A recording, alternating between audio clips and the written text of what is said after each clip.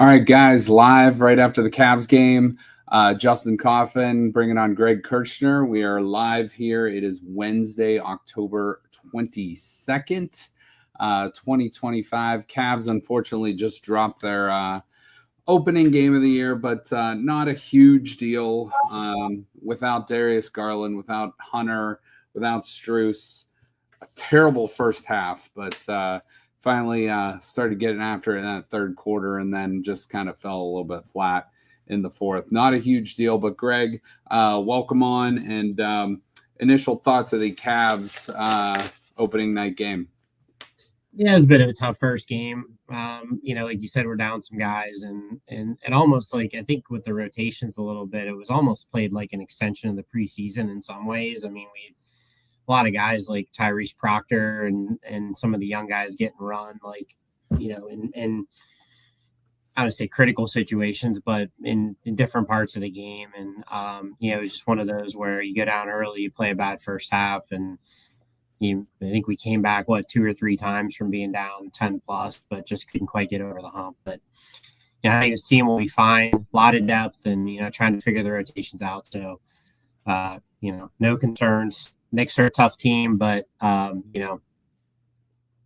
think there'll be many more of those matchups to come the rest of the season and maybe beyond. Yeah, definitely. This team has a lot to play for, and I think we all know we started 15-0 last year, and then rushed out to all those crazy long winning streaks and stuff. But like that's all well and good, but this team will find out what it's made of in the regular season, and then ultimately put that to the test in the postseason. So, like you said, a lot more matchups with the Knicks to come forward, but they're going to be just fine, just like you said. So we'll kind of just put that to bed there. The Cavs, Greg, I think you shared this with me the other day, but like the Cavs are the top spender in the NBA this year, like by quite a bit. There's some, they're $40 million over the tax, which Dan Gilbert has no problem paying a penalty there. So they are going to spend a lot of money on this team, but it is a very, very good team. It's a team that is good from 3-point range. It's good inside. It's good defensively. Obviously we showed some flaws tonight in a like you said, kind of an opening night extension of the preseason. Pretty big lights of Madison Square Garden, but Donovan Mitchell showed out. Larry Nance I thought was pretty great coming back to Cleveland. Lonzo Ball, once he figures out that deep stroke and we can keep him healthy, I think that's a nice addition. Sam Merrill looked great.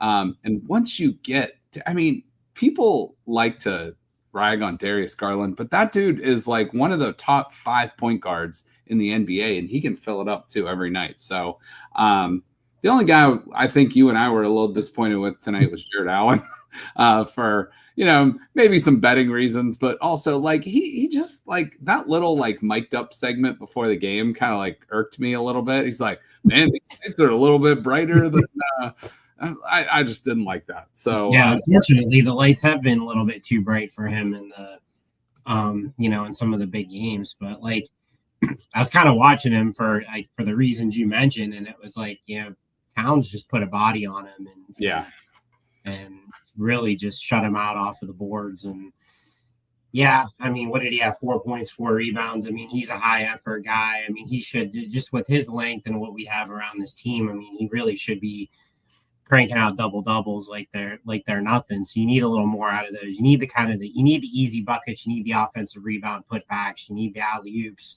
We didn't have a lot of those today at all. So again, one game, but need a little more from Allen, especially coming into a season where we got out physical again in the playoffs, and he was one of the guys that you pointed to who says needs to be tougher, needs to come out a little angry. Didn't see it tonight. Yeah, and I mean he's gonna be better. This team will get marketably better than tonight. That was that was one of the worst first halves you're going to see. And they fought back. They took the lead at one point in this game. So, put that one to bed. But this team's got a lot to play for this year. They're still going to be the betting favorites in the East. They will be again in New York on Friday, and then home opener against the Bucks on Sunday in Cleveland. So again, this team, don't get down on it after one game. Kenny Atkinson's going to have them ready to play, and would not surprise me at all if they jump right out on the Nets on Friday night. So so we'll move on from that. Hey, let's go to a team that won in Cleveland. How about this? The Cleveland Browns. So Cleveland Browns pull off a nice victory over the Miami Dolphins, 31-6. I mean, 31. When's the last time we said the Browns scored 31 points in a game? But they did it. The Dolphins kind of assisted in that 31 points, but the Browns now moved to 2-5. Still about 16 points a game. The defense is allowing about 22 points a game. But their turnover differential is right now, it's at 0. That is huge for this team. If they don't turn the ball over, they're going to be in most games this season. I'm not going to say they're going to win a whole lot of them, but they're going to be at least competitive in these games going down the stretch. So, so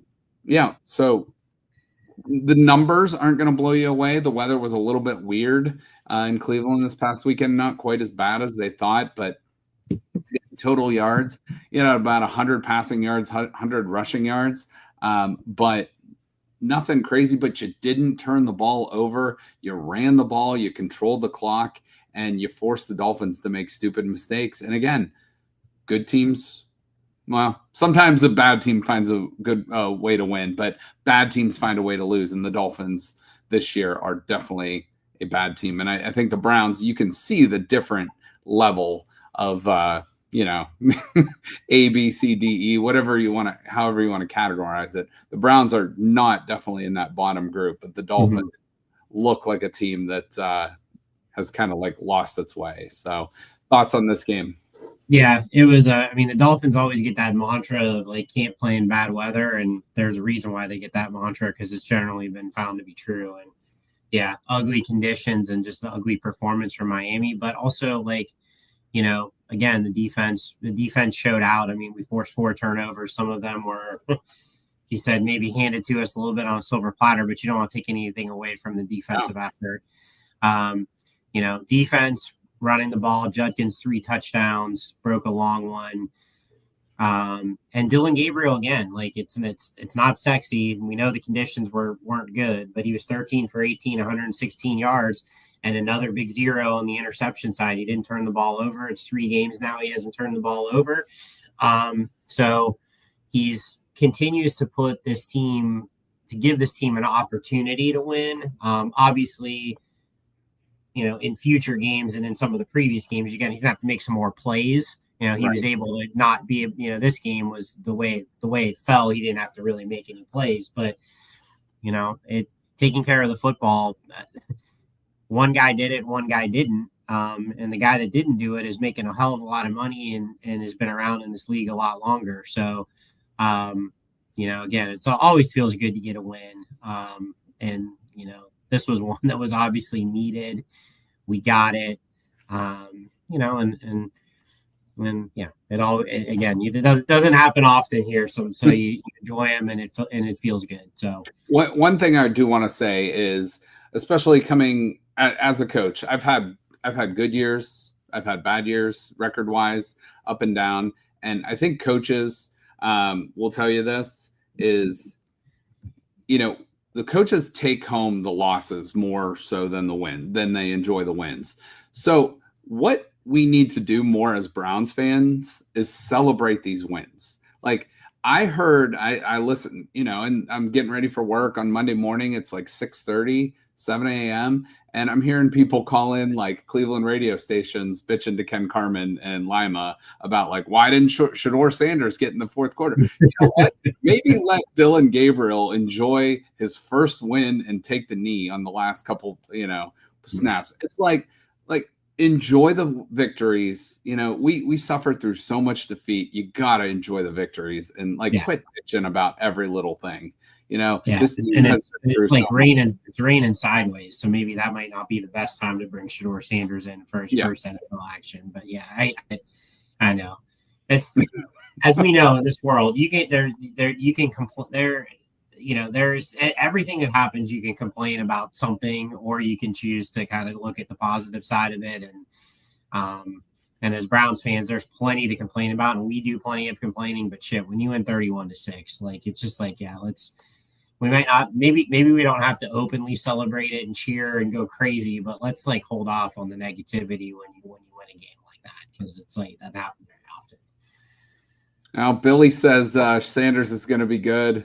Our quarterback isn't on the team. Dylan is so tiny in the huddle. I mean, those may all be well and true. I don't know, but right now I'm taking it week by week with this team. You're building on the rookie talent. And you're obviously acquiring assets, but the guys on the team don't want to hear about future assets. They want to win this game. Grant Delpit even said, I forgot what it feels like to win. He went out and did his job. He made some big plays in this game. I think he won special teams player of the week or something this week. And, had a nice defensive game overall. So, let's enjoy the little victories here. I think Shador will get an opportunity this year. I know there's fan, and I hate that it has to be like this, because if you're a Shador fan, you shouldn't be rooting against Dylan Gabriel. You should, if you're a Shador fan, you should be a Browns fan right now. This isn't the NBA where guys just root for individual players. I don't get it. So anyway, we're gonna move on from that and try to stay positive. So Dylan Gabriel and Tua, some interesting points here, are the first quarterbacks to start a game. To start the same game, both from Hawaii. A little interesting point there. First time two lefties have faced off in over 20 years. The last one was Chris Sims and Michael Vick back in 2006. This was only the 24th instance in NFL history two lefties have started in the same game. And we're going to retire this stat now. I've brought it up every single freaking week. But this game marked the first time the Browns have scored more than 17 points since last December 2nd, 2024, which was 11 games. So we are retiring this bullet point. See you later. I don't want to have to bring that up again. And yes, the Browns technically, if you take away the pick six and the interception that was inside the 3, the offense really only accounted for 17, but you know what? Screw it. It's a team game. They played complementary football. They got the job done. They get the win. So yeah, let's just put that shit to bed right there. All right, let's go back, take one quick thought on last week's games and look ahead to this week's games in the NFL. Greg has been on a freaking roll here the last couple weeks. So Greg goes 12-3 last week. I had a pretty good week too, 11-4, but just overall pretty much nailing some of these points. So we both nailed we both came out and we're like, the Bengals are just going to win that game. They have to. And they did. The Steelers were right there and got after it, but they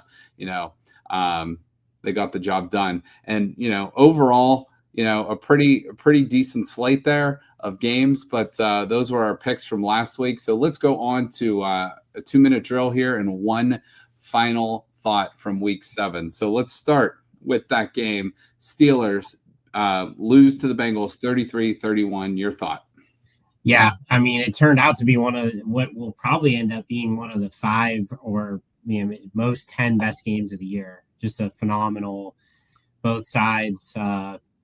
Flacco and Aaron Rodgers turned back the clock. It was little Toby Keith. I ain't as good as I once was, but as good once as I ever was. They both played their asses off. It was a wonderful game to watch and a huge win for the Bengals. And, kind of we mentioned last week, like that plus 2,000, which what the Bengals were to win the division. I think now it's down to like plus 500. And, I think they're like a game and a half behind the Steelers with the tiebreaker all of a sudden with that win. And Bengals look like they can go on a run. Hell yeah. And what, Jamar Chase had what, 16 receptions? Guys, yeah. Unbelievable shit. All right. So Rams just absolutely dominated this game against the Jacksonville Jaguars in London. A lot of people were on the Jags, but luckily not us. 35-7 Rams win. Your thought? Yeah, this is for as good as the first game was. We talked about this one was kind of equally terrible, just a dominant performance by the Rams. And we still don't really know what Jacksonville is right now. They're very, very much a Jekyll and Hyde team. Mm-hmm. Absolutely. We'll see. And hopefully for our future draft pick's sake, they keep losing. Eagles beat the Vikings 28-22. Big game from the receivers and Jalen Hurts. Your thought? Yeah, big bounce back from the Eagles. They'd been after that Giants loss. I think again the Vikings look like their season could potentially fall off the wagon here pretty soon, and we don't know what is going to happen with their quarterback situation. So, yep.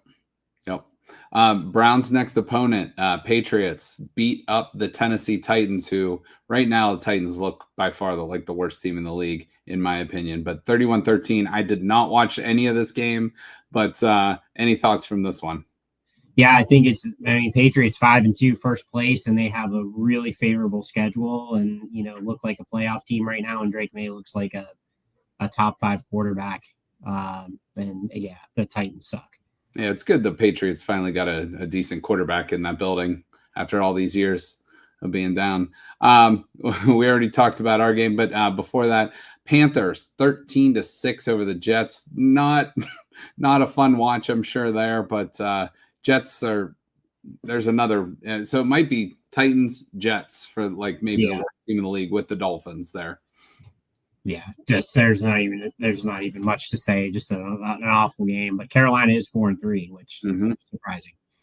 26-14 Chicago over New Orleans. The only 2 scores in that game for New Orleans came from Chris Olave. But your thought on that game?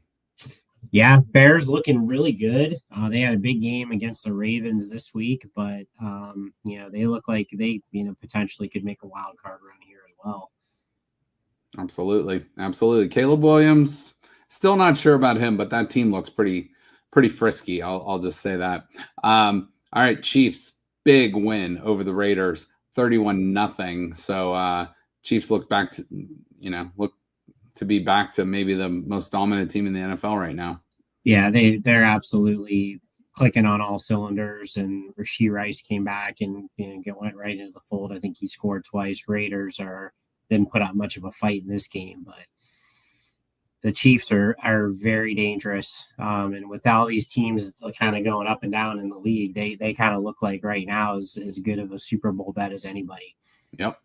And one of those teams that might strike a little bit of, they might say, hey, don't forget about us a little bit, is the Indianapolis Colts, 38-24 over Jim Harbaugh's LA Chargers. Yeah, Colts are the best team that nobody's still really talking about, but they are kind of starting to talk about them now, 6-1. Just an absolute offensive machine right now. Jonathan Taylor looks like the best fantasy player and probably possibly the best offensive player in the NFL. And Daniel Jones is just the resurgence of Daniel Jones. He's this year's Sam Darnold. No doubt. Yeah, and I believe if you had the Colts over under before the season, I believe it was 6.5. So 6-1, they're almost right there. To the probably the best game if you're not a New York Giants fan. Craziest finish, one of the crazier finishes in NFL history. The Broncos 33-32 after being down, I believe it was 19-0 entering the fourth quarter. Just an insane fourth quarter in Mile High out in Denver. Your thought on that one? Yeah, I mean, tough one for the under bettors. You thought they were going to cash, but that's just 33 points in the fourth quarter. I mean, yeah, I didn't see it live or anything like that, but just insane. Terrible loss for the Giants. I guess Brian Dable was like breaking tables or chairs or in the locker room or whatever. But yeah, just one of those like only in the NFL type Yeah. games. Insane. It absolutely insane is the only word for that game. Packers 27-23 over the Cardinals. Your thought on that one? Yeah, just like it's sort of a lackluster performance for the most part from the Packers. Cardinals kind of find a way to lose again, and it was their fortunate. Green Bay's fortunate, they were fortunate enough to come out of this with a win. So where are they? So what are they? 4-1-1 or something? Or they have like so their only loss is the Browns, right? I'll double check on that. Yeah, That's because I not think they're the 1 seed right now. I think the NFC is a bunch of 5-2. There's like 6 teams that are 5-2. yeah, 4-1-1. 4-1-1. Um, haven't really looked good since early in the season, but they are the 1 seed right now, and their only losses are the Browns. So go figure that one out. Wild. Yeah. And still a Super Bowl favorite by many. So they got the Lions right on their heels there in the NFC North. But yeah, that's gonna be a fun finish to the season there to see which team comes out of that NFC North. Washington at Dallas. Dallas, not a lot of people thought Dallas was going to be good this year. Dallas looks like one of the more interesting teams in this year. 44-22 over Washington, who looks a little disappointing too right now.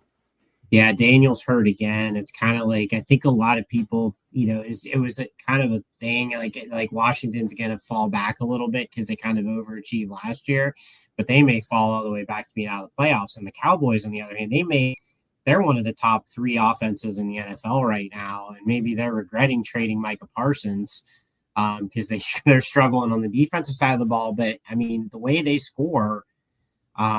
The Cowboys could be a real factor, and Dak is playing probably the best he's played in his career. Absolutely. 49ers, kind of a boring game here, but the 49ers get it done 20-10, basically just run the ball nonstop in this game against the Atlanta Falcons, who are a little banged up, but they get it done 20-10. Any thoughts from this one? Yeah, just the Falcons. We talked about the Jags being Jekyll and Hyde. The Falcons are also Jekyll and Hyde. They've looked like one of the better teams in the NFL in certain games, and then they kind of just lay an egg, and they really struggled, getting points on the board and getting any offense from anybody outside of Bijan Robinson. And the Niners just are the classic like find a way team. They always seem to. Backup quarterback, like backup receivers, defense banged up. They just find a way. So great win for them. No doubt. Baker and the Buccaneers fall to the Detroit Lions 24-9. Huge game from Jahmyr Gibbs. Your thoughts on this one? Yeah, the Lions, they're banged up as well, but played tremendously on defense. Gibbs was awesome, as you said. We know the Lions are going to be there in the end. They're going to be a factor come January. It was really kind of a bad game from Baker and a bad game from Tampa, and you wonder if maybe some of those injuries are catching up. And it looks like Mike Evans is going to be out for most of the season now. So, are the Bucks kind of on the downswing a little bit? Although I think they'll still be okay to win their division and make playoffs. Absolutely. And the final one there, the double Monday night doubleheader, you had Houston going to Seattle. You had Stroud on one side, JSN on the other side. JSN is, Jackson Smith and Jigba is just, he might be on, I saw he's on pace to break the receiving record for a single season, but he is quickly vaulted to a top 5 NFL wide receiver this year. So your thoughts on this game? Yeah, he's completely unguardable, and the Seahawks look like a very good team. And the city of Seattle was very thankful for that victory that night. After that was the same night as Game 7 of the ALCS. So much needed one for the city. That's a good point. Excellent point there from a fandom. Real quick though, I do want to bring this graphic back up. Like look at this. Like insane. The Giants up 19-0. The Broncos somehow come back, take the lead 30-26 with 1:50 left. The Giants go down, kick a field goal with 37 seconds left, and then the Broncos, with less than 37 seconds, go down, kick a field goal for the win. So, I mean, as Browns fans, we've been through some bad losses, but that would be right up there at the top of bad. I can't imagine. Yeah, I can't imagine it gets much worse than that. And I'm sure there was plenty of Broncos fans that didn't even see it. They probably like 19-0. Oh, I'm sure. Whatever. I'm going to go out and do whatever on my Sunday afternoon, not waste this fourth quarter. All right, let's switch to the AFC North here. So here are the updated odds as of yesterday. But 4-2 Steelers this week. They host the Packers, so Aaron Rodgers' former team, on Sunday Night Football. So they're going to know the result of the Bengals game and the Ravens game as well. So Steelers plus 130 to win the division.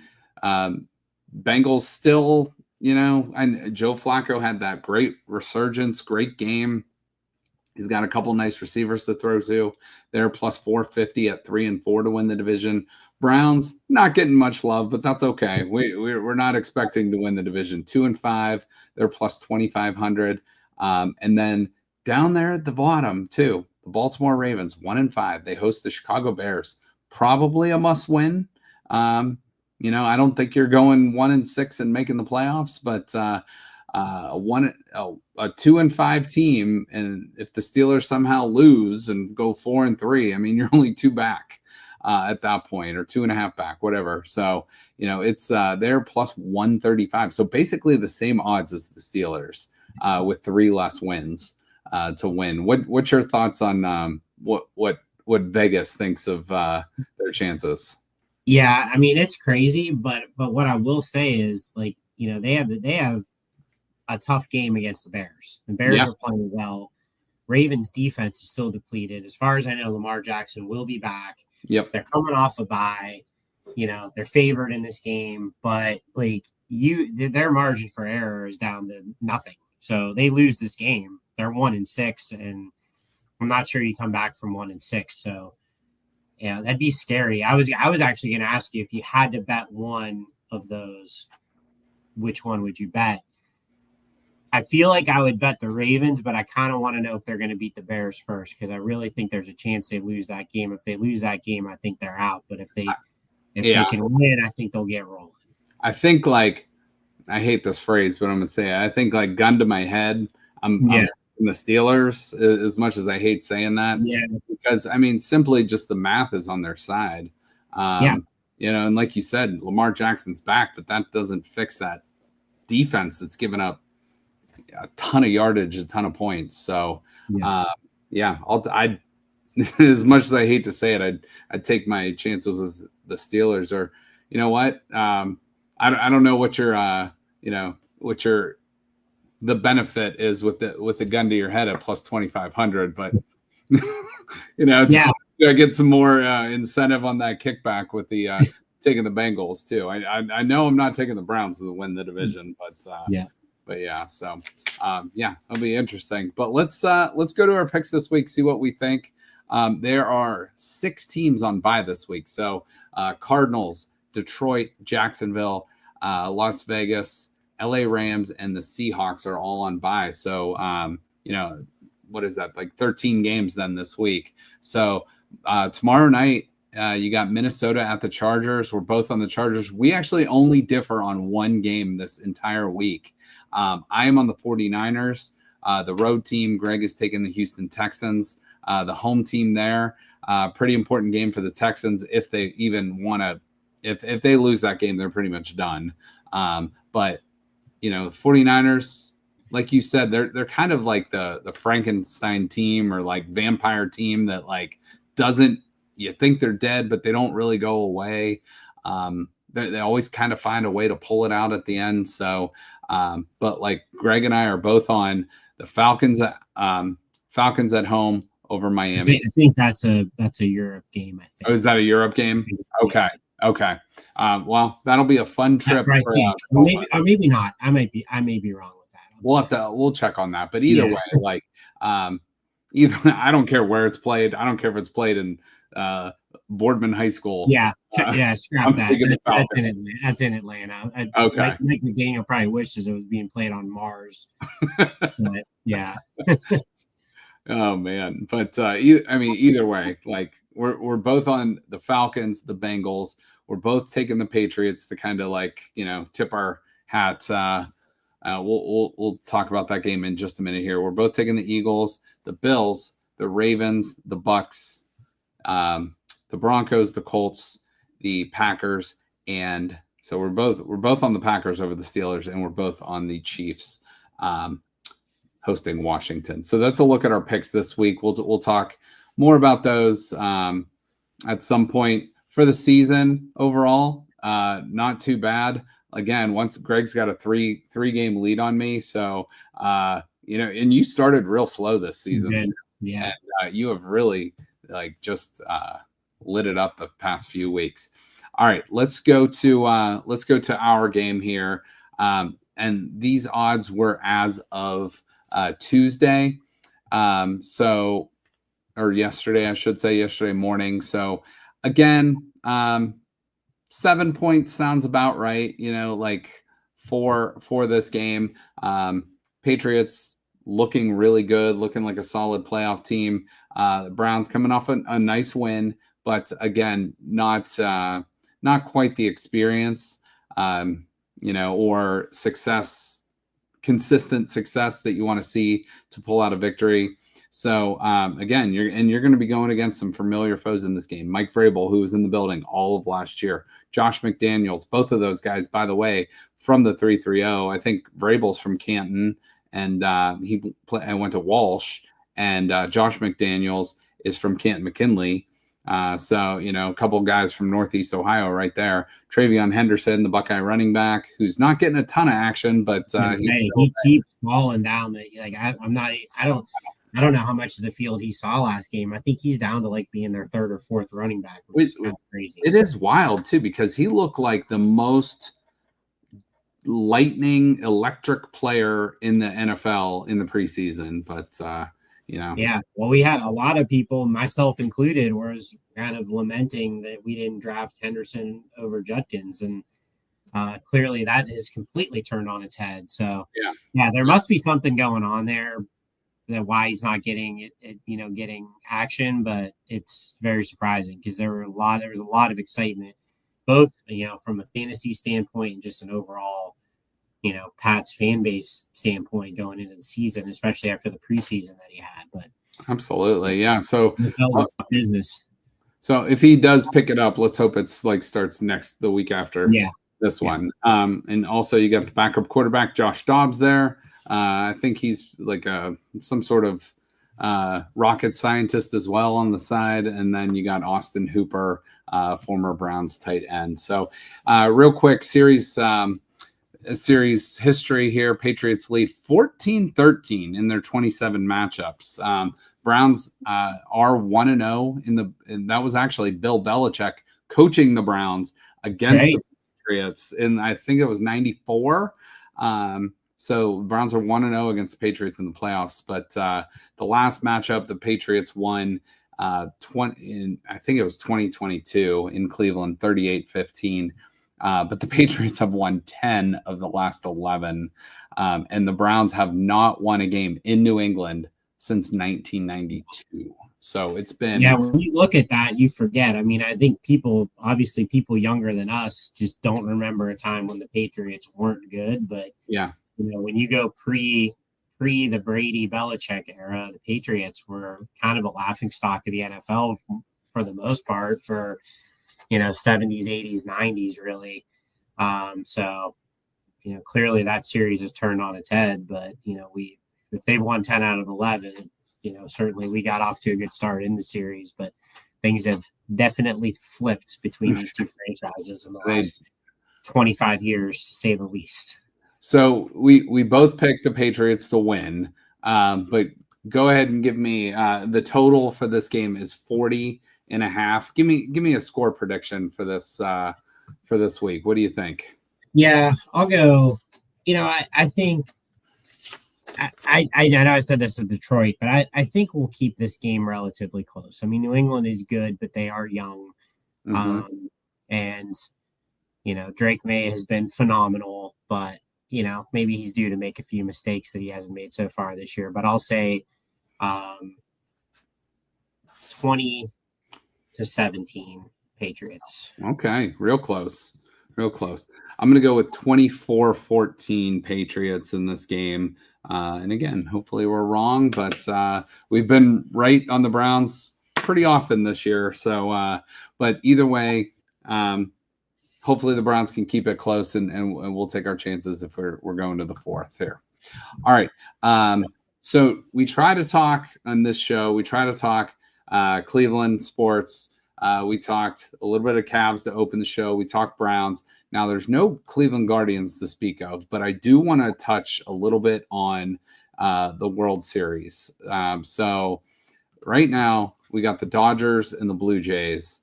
Dodgers are pretty heavy favorites, 2-1 favorites in this series, -210. Blue Jays +175.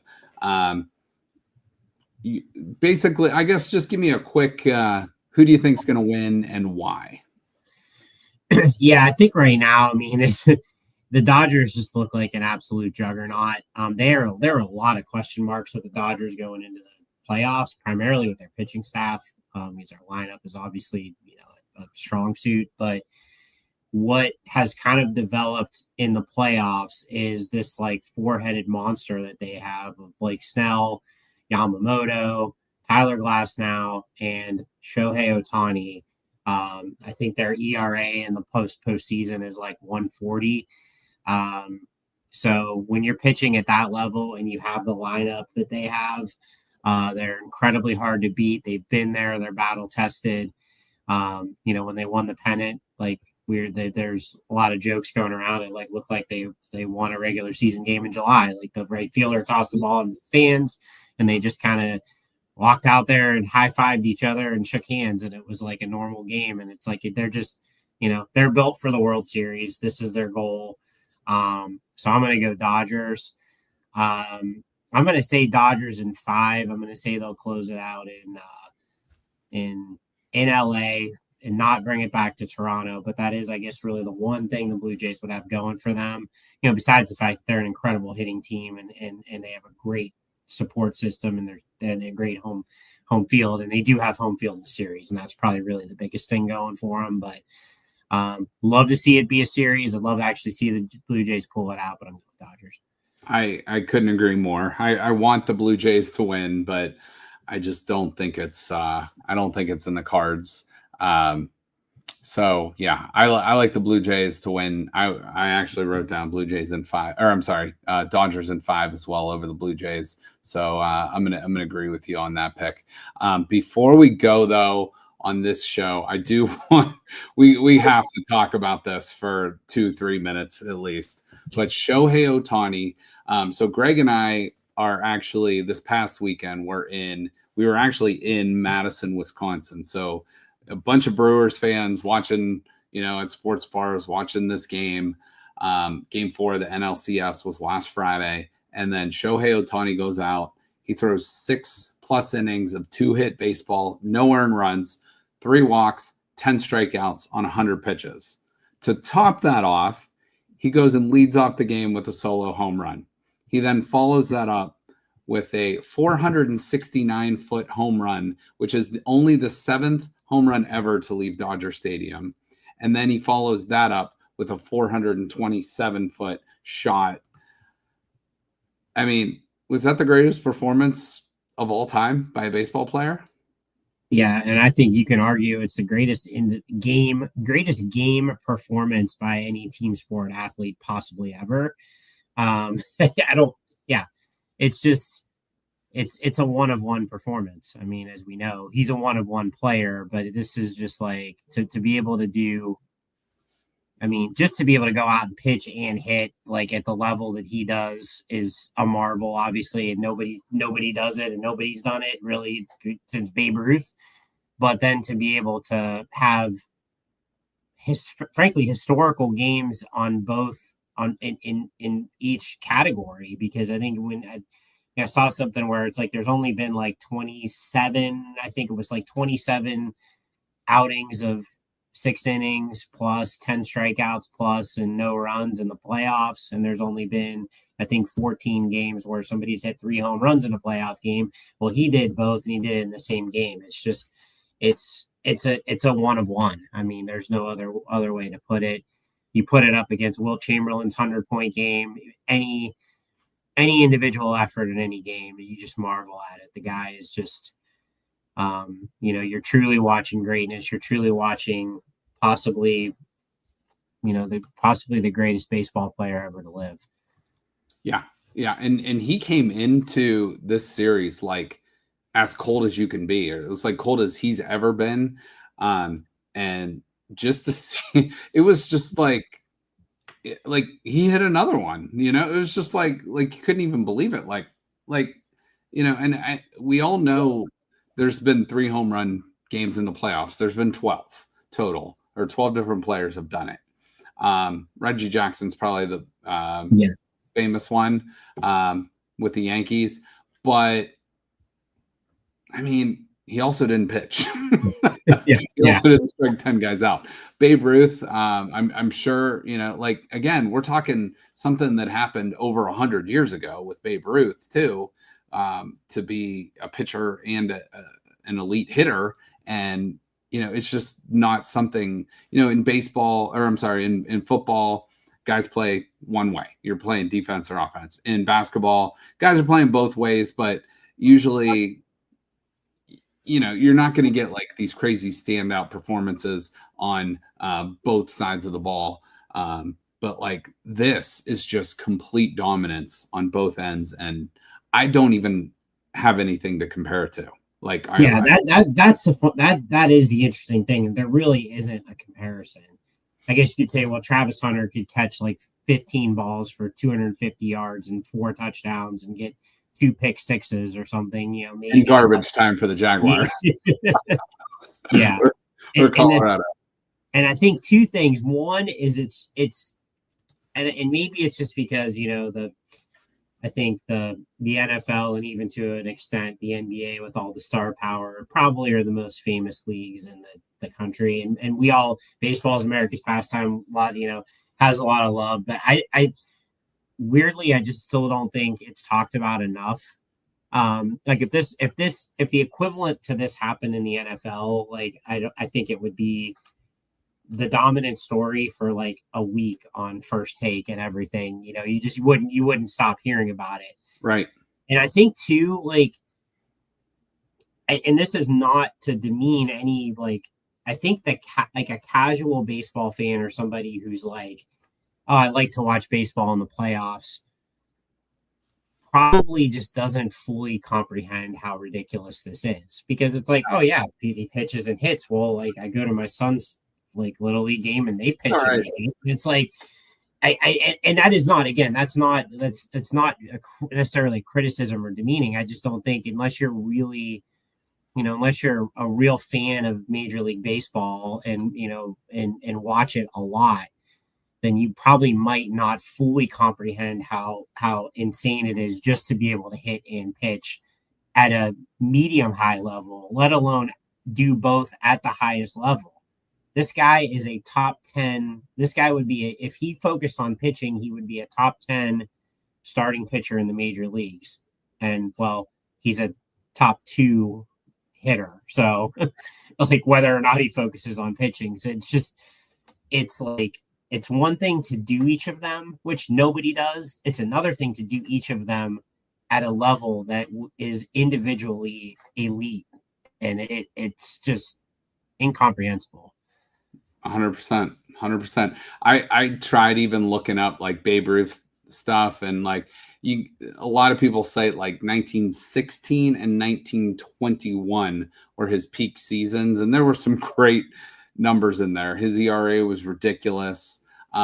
He hit the most home runs, obviously, but it was also known as a dead ball era. So people would like fight that. Well, only X amount of home runs were hit during Babe Ruth's time, but look, like he had a way higher percentage, but the game has changed, obviously. But to see a guy do this at both levels is just, like you said, I don't know if it's comparable to anything. So he hit 100 miles per hour on the gun, and he hit that home run out of Dodger Stadium, which felt a hell of a lot further than 467 or whatever it was. But still, whatever. It's amazing, and it'll be cool because he didn't pitch last year in the playoffs, so that'll be a kind of a neat thing. I assume he'll probably go game 3 or game 4. I don't think they've announced it yet, but they get a full week. Yeah, that'll be quite an opportunity, I think, and maybe people will start to those that don't fully appreciate it will maybe appreciate it more seeing it in the World Series, him hitting and pitching. But I highly doubt he's going to repeat what he did in game 4 of the NLCS. But, if there's one thing we all know, it's never count out guys that are just at the top of their game from doing something that, something just, unhuman. Yeah. And one last point on this before we go. And you had sent me this, and I saw this meme going around. The last time the World Series was in Toronto, a kid named Julian was conceived, and that later led to the movie Big Daddy by Adam Sandler, Jon Stewart, Joe Carter, Joe Carter home run. I mean, that Canadian beer goes down like moonshine. So, good shit. All right, so we're gonna close out here for this portion of the show. We will be back in just a minute. So keep checking in on the Youngstown Studio feed or the 330 Sports Show feed. We're going to come back and talk Buckeyes and college football here in just a little bit. So for Greg, I'm Justin. We'll be back in just a little bit. Make sure to keep this feed open if you want to listen to some Buckeye, Penguin, and some college football talk. Thank you for listening to this show on Youngstown Studio. This is original Youngstown content. Feel free to share our videos and tell your friends about us. Don't forget to subscribe to our YouTube